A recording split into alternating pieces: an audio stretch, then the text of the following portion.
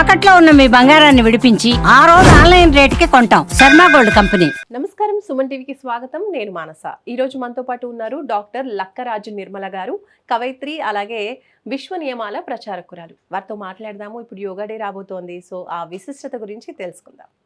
అమ్మ నమస్కారం. నమస్తే అమ్మ, ఇప్పుడు యోగా డే రాబోతోంది. పిఎం మోడీ గారు కూడా చాలా ప్రతిష్టాత్మకంగా తీసుకుని ఈ యోగా డేని సెలబ్రేట్ చేస్తున్నారు. కొన్ని ఇయర్స్ నుంచి చూస్తూ ఉన్నాం.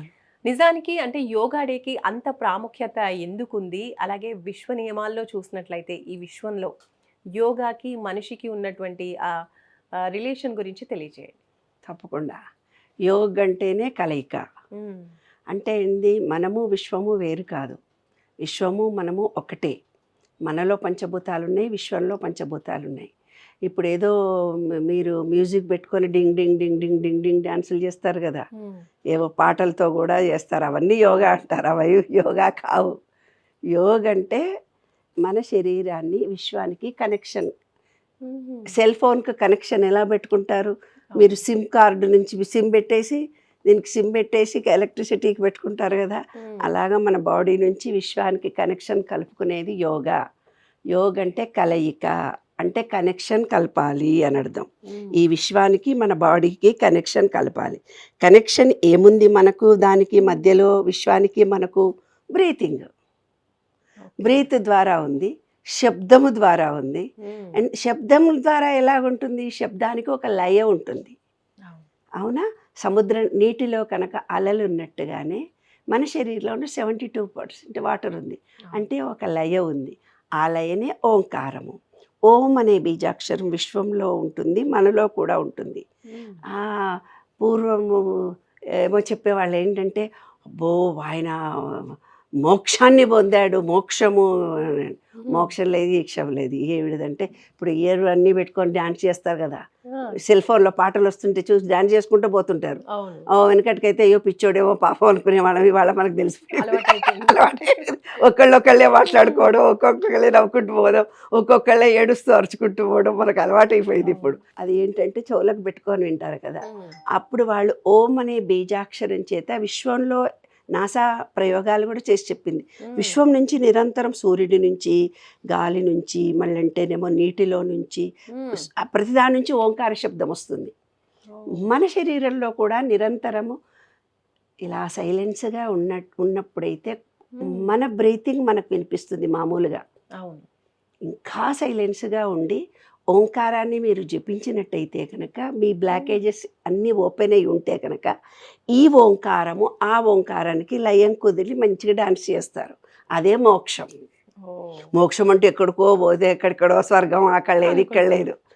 ఆ బీజాక్షరం చేత వాళ్ళు జపించడం మూలంగా ఆనందకరమైనటువంటి అద్భుతమైన చైతన్యమైనటువంటి లయ మనలో ఏర్పడుతుంది.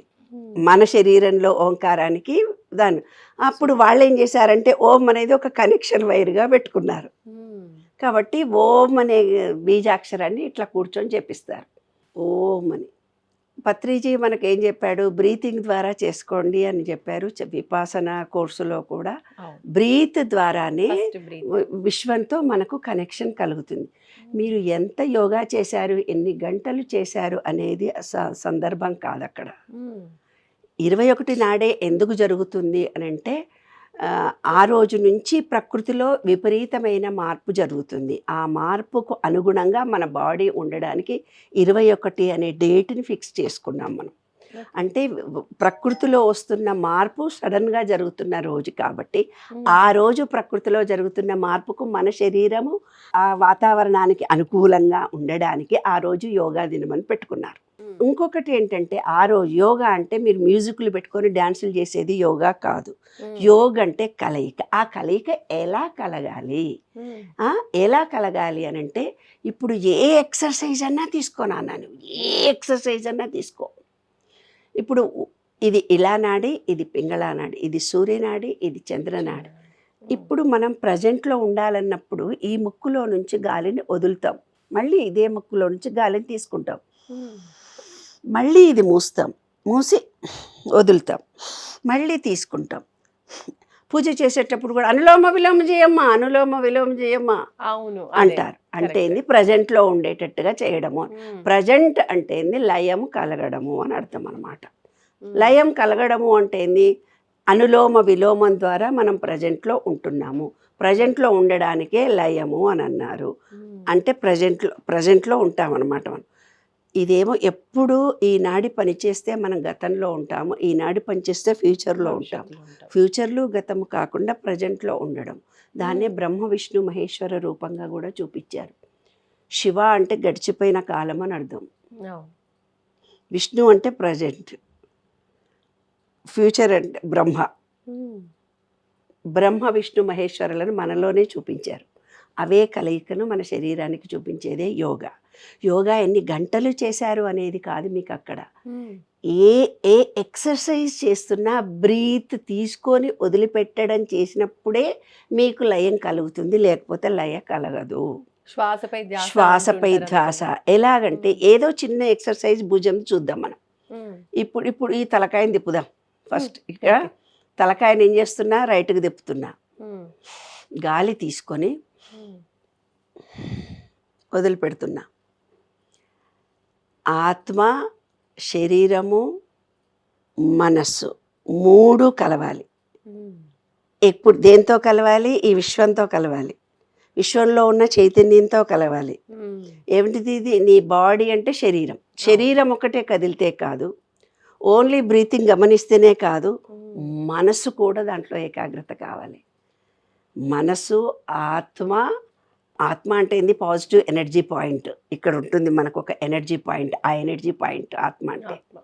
ఈ పాజిటివ్ ఎనర్జీ పాయింట్ అంటే మనస్సు, ఆత్మ. ఇది ఆత్మ అన్నారు వాళ్ళు, మనం ఆత్మ అందాం. పాజిటివ్ ఎనర్జీ పాయింట్ ఈ శరీరము, మనస్సు, ఈ పాజిటివ్ ఎనర్జీ పాయింట్ మూడు ఒకే ధ్యాసలో ఉండాలి. అప్పుడు ఈ విశ్వంలో ఉండే ఎనర్జీ లెవెల్కి మనకు కనెక్షన్ కుదురుతుంది, లేకపోతే కుదరదు. ఇప్పుడు చూడు, మళ్ళీ బ్రీత్ తీసుకుంటున్నాను.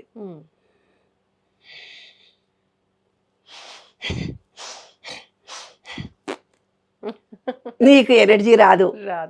యోగ అంటే ఏంటంటే మనస్సు, ఆత్మ అంటే ఎనర్జీ పాయింట్, బాడీలో అన్నీ ఒకేసారి విశ్వంతో కనెక్షన్ కలవాలి.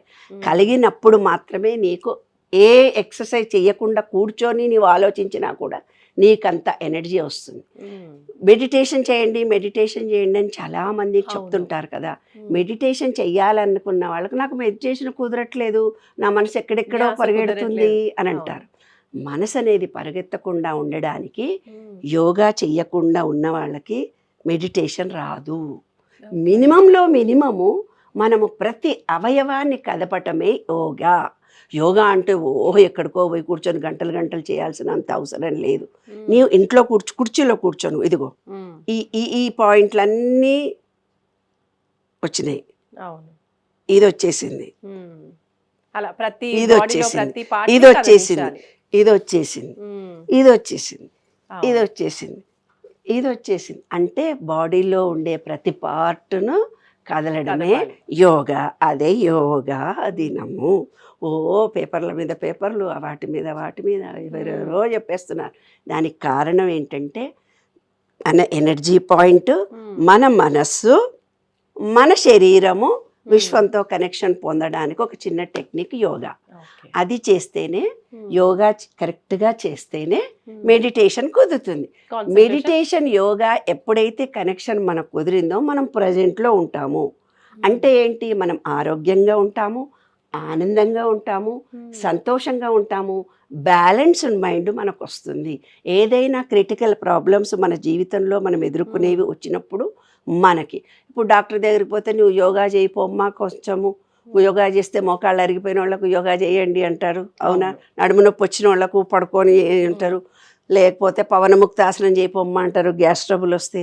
అంటే మన శరీరానికి వచ్చే ప్రతి రుగ్మతికి కూడా యోగా ద్వారా పరిష్కార మార్గాలు ఉన్నాయి అనేది సత్యం. అది యోగా దినం. చాలా బాగా చెప్పారమ్మా. నేను యోగా ప్రత్యేకత గురించి తెలియజేయండి అన్నాను, దాంతో పాటుగా టోటల్ గా అసలు యోగా కూడా చేసి చూపించారు కూర్చున్న దగ్గర. అంటే పెద్దవాళ్ళు అనుకుంటూ ఉంటారు ఏంటంటే Yes, మనకి నాన్న. హెల్త్ బాగాలేనప్పుడు చేయగలమా కళ్ళది కూడా డౌట్ చేయొచ్చు. అనేది వస్తూ కళ్ళు ఉంటుంది. కూడా నాన్న, మ్మ్. కళ్ళు ఎంత ఈజీ తెలుసా? కూర్చున్న చోటనే మ్మ్. కళ్ళు ఈ right left left. Right left breath తీసుకోవాలి, వదలాలి. దీనికి కూడా మ్మ్. అలా. కన్నును మ్మ్. 8 ఆకారంలో తిప్పమంటారు. మ్మ్. 8 అంటే అనంతత్వం. మ్మ్. అంటే నీవేదైనా ఒక రాయిని విసిరితే అది భూమి మీద మళ్ళీ నీకే వస్తుంది కదా. అవును. నీవే థాట్ని రిలీజ్ చేస్తావో అదే థాట్ మళ్ళీ నీకు వస్తుంది అని చెప్పడము అనంతత్వము. దాన్నే ఇప్పుడు యోగా Infinity. వాళ్ళు ఏం చేశారంటే 8 ఆకారం ఇచ్చి మీరు దాని చుట్టూ నడవండి, మీకు బీపీ పోతుంది, షుగర్ పోతుంది, అది పోతుంది, ఇది పోతుంది. అదేం కాదు. అనంతత్వంలో మనము, మనలో అనంతత్వం. ఈ విశ్వం అనేది ఒక పెద్ద జీరో, మనం అనేది కూడా ఒక జీరో. మనం ఒక శూన్యము, విశ్వం ఒక శూన్యం. శూన్యం నుంచే శబ్దం పుడుతుంది అనేది అంతర రహస్యం. రైట్ అమ్మా, చాలా చక్కగా వివరించారమ్మా, ధన్యవాదాలు.